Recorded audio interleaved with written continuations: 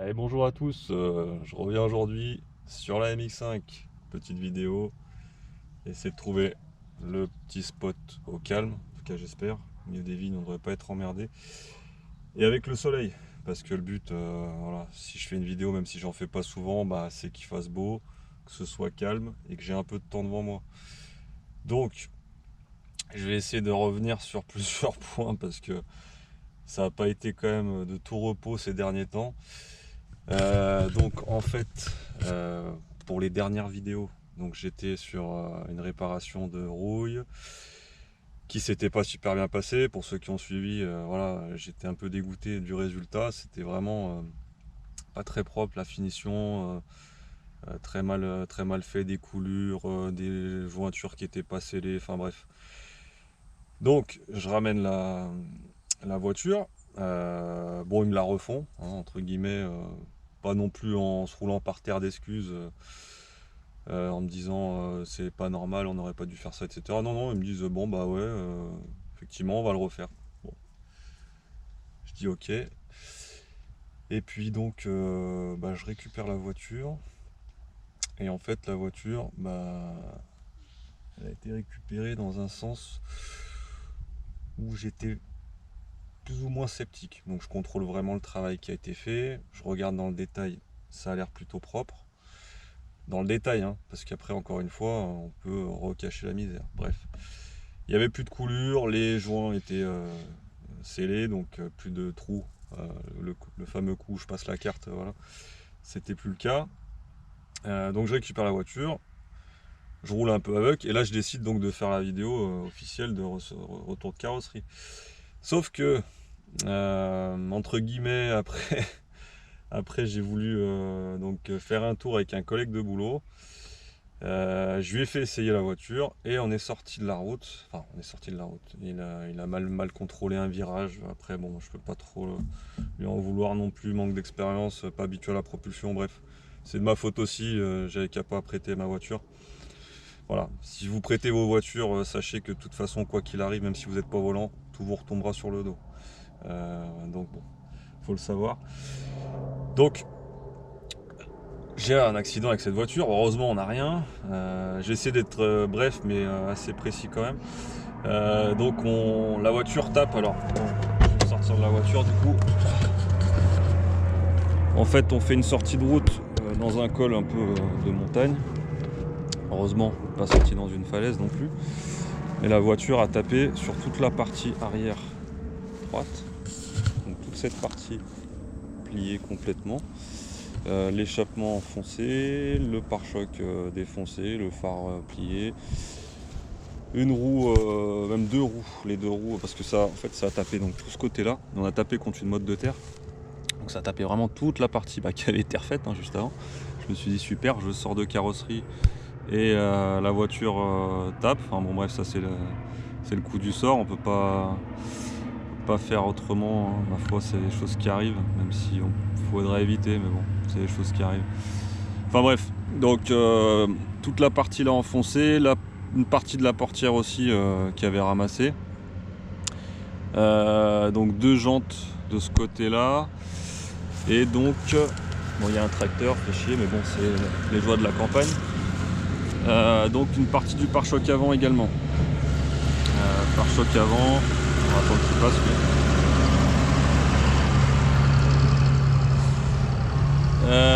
Donc pare-choc avant, plutôt dans ce secteur là. Donc bon, ce qui a été refait au final, parce que bon, je précise quand même que la voiture a failli passer épave, parce qu'il y avait quand même pour 8000 € de réparation. Ouais, c'est énorme, mais il y avait quand même du taf. Et elle avait été estimée à 10, 11 000, 10 500 je crois. Bon, heureusement j'avais les factures de travaux d'effectuer au niveau de la carrosserie, ce qui m'a un peu sauvé. Si elle avait tapé complètement pourri, je pense qu'elle n'était pas sauvable, mais bon.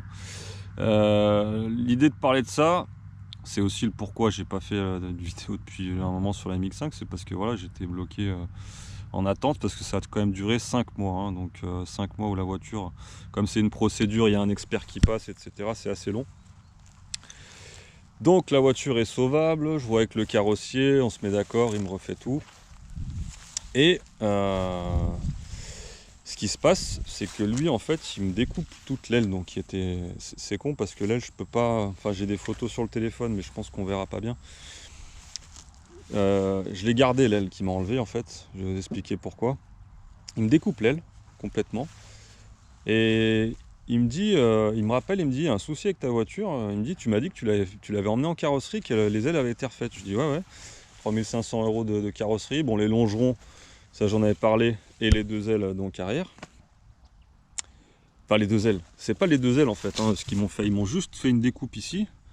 Donc cette partie-là était neuve. Je parle du premier carrossier, le fameux spécialiste Mazda MX-5. Donc ils m'ont fait une découpe ici, ressoudée, mais cette partie-là était restée d'origine. Ils avaient sûrement remastiqué ou je ne sais quoi. Et donc il me dit, viens voir, faut que tu vois ton aile qu'on t'a enlevé. Franchement, il me dit, les mecs n'ont pas super bien bossé. Bizarrement, c'est pas comme si je m'y attendais, puisqu'ils avaient déjà pas bossé une première fois. Bon, je me suis dit, qu'est-ce qui se cache derrière tout ça? Et ben, ce qui se cachait derrière tout ça, en fait, simplement, c'est qu'on voyait bien la partie de l'aile qui avait été enlevée, où tout était rouillé en fait en dessous. C'est-à-dire que, pour ainsi dire, ils avaient soudé une tôle neuve sur de la rouille. Oui, je le précise. C'est du travail Enfin, c'est incroyable, quoi. Moi, je veux dire, faut le voir pour le croire. Donc, ils avaient soudé, en fait, cette partie-là qui était neuve, parce que ça, c'était une découpe, mais ils avaient soudé sur la partie rouillée, ici, sans corps creux, sans rien du tout, sans protection, comme ça. Remastiquer, bon, bah, ça, tout le monde sait le faire, ici, cacher la misère, basta, et repeint. Donc, il me dit, c'est simple, il me dit, si tu n'avais pas eu l'accident, ta bagnole, au bout d'un an, elle rerouillait, c'est clair. Je dis, putain, je lui dis, bah là, franchement, je suis resté con, franchement, je suis vraiment resté con. Parce que je me suis dit, en fait, malgré tout, le travail n'était pas bien fait. Et là, on va pouvoir le constater, parce que, bon, l'histoire, c'est que de ce côté-là, le côté où j'ai eu l'accident, finalement, dans mon malheur, j'ai eu de la chance. Je suis tranquille, parce que bah, là, ils m'ont refait une aile toute neuve, avec du corps creux, de la protection, etc. Enfin, tout a été fait dans les règles de l'art, d'ailleurs. Faire des vrais carrossiers, bon là on voit pas dans l'herbe, mais il n'y a pas d'histoire de carte qui passe, c'est bien scellé, etc. Enfin, on voit bien que voilà, le seul détail, c'est qu'ici il y a une petite démarcation. Bon, franchement, c'est pas non plus voilà, mais bon, c'est un détail, mais c'est voilà. Sinon, ça a été fait proprement. Et de ce côté-là, je me suis dit, bah alors le problème, c'est que de ce côté-là, ça va rerouiller, quoi. Vu que les deux côtés ont été faits de la même manière. Eh bien oui, aujourd'hui, on est début novembre, la voiture est sortie de carrosserie donc en avril. Et ben voilà, je peux officiellement le dire. Alors je sais pas en fait si on va le voir, je sais pas si on va le voir vraiment bien. Mais en fait ici il y a des petites bulles qui annoncent un peu la couleur. Voilà, des petites bulles. Les petites bulles, on sait très bien que les petites bulles, ça annonce pas du bon. Donc voilà, et là il y en a une vraiment plus grosse ici de ce côté là. On voit bien que là franchement ça commence bien à piquer, quoi. Donc en gros ça a même pas tenu un an. Et qu'est-ce que je vais faire avec eux, moi? Qu'est-ce que je vais faire avec eux? Ça va être simple. L'idée c'est, est-ce que je monte un dossier de protection juridique au niveau de l'assurance, parce que ça commence vraiment à me gaver. Le garage, il y en a plein qui m'ont dit ouais faut dire où c'est et tout, etc. Je vais pas donner le nom, mais je vais dire une chose, c'est que c'est à Vallières et que c'est un spécialiste MX5. Donc si vous tapez spécialiste MX5 du côté de Vallières dans le 74, je pense que vous trouverez assez facilement.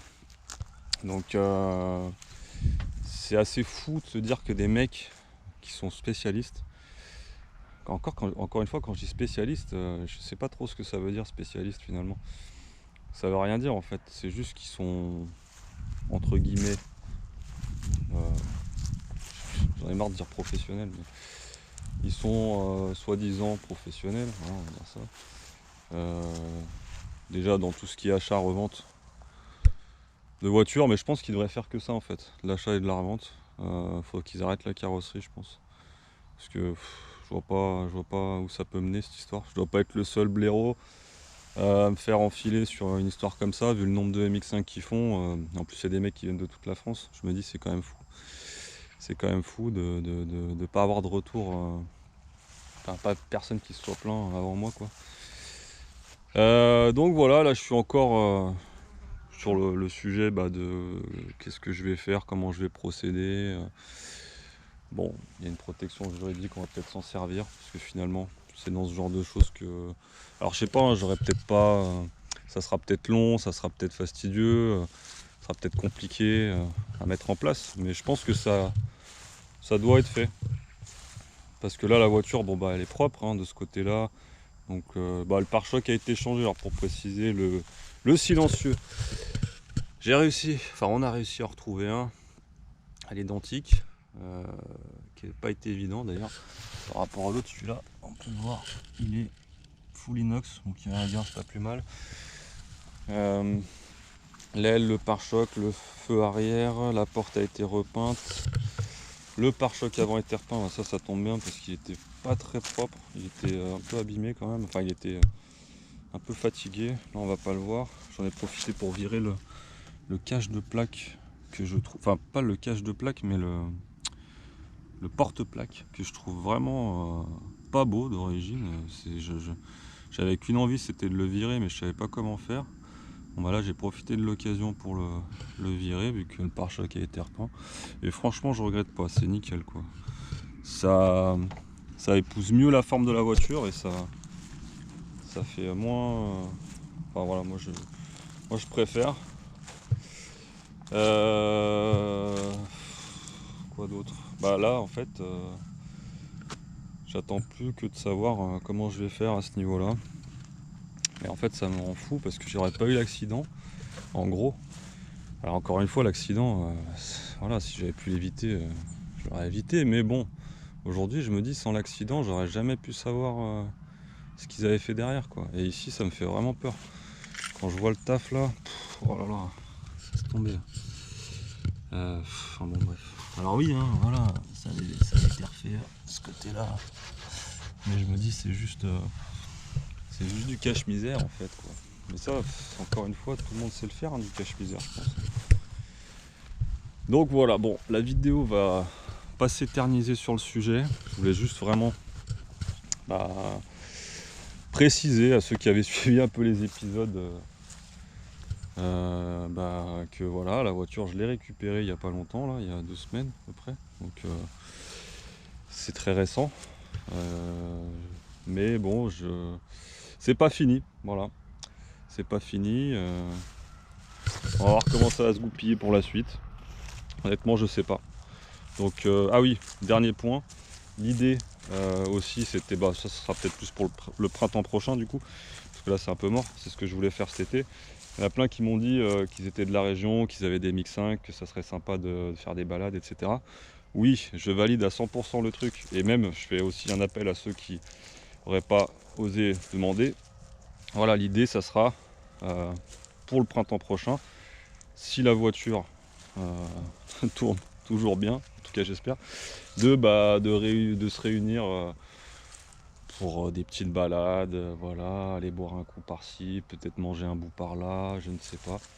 Enfin en tout cas, c'est quelque chose qui me tiendrait à cœur, parce que c'est vrai que cette voiture quand même, pour le coup, c'est vraiment une carte passe pour tout ce qui est regroupement autour de la passion auto. Franchement, c'est vrai que la MX5, on connaît très bien l'historique, c'est une voiture attractive et assez intéressante, mais aussi elle a ce côté, comment on peut dire, je sais pas comment l'expliquer, mais en fait, il y a beaucoup de clubs, il y a beaucoup de clubs en France, et c'est vrai que c'est toujours sympa entre passionnés MX5 de se retrouver et de faire des petites balades. Donc voilà, j'en profite au passage. Bon, et pour aujourd'hui ce sera tout. J'ai essayé de faire bref, on va dire, et assez explicatif. Donnez-moi votre avis, toujours encore une fois, si vous avez des choses à ajouter, je suis toujours preneur. C'est toujours sympa d'avoir l'avis des gens extérieurs, et surtout, encore une fois, faites attention.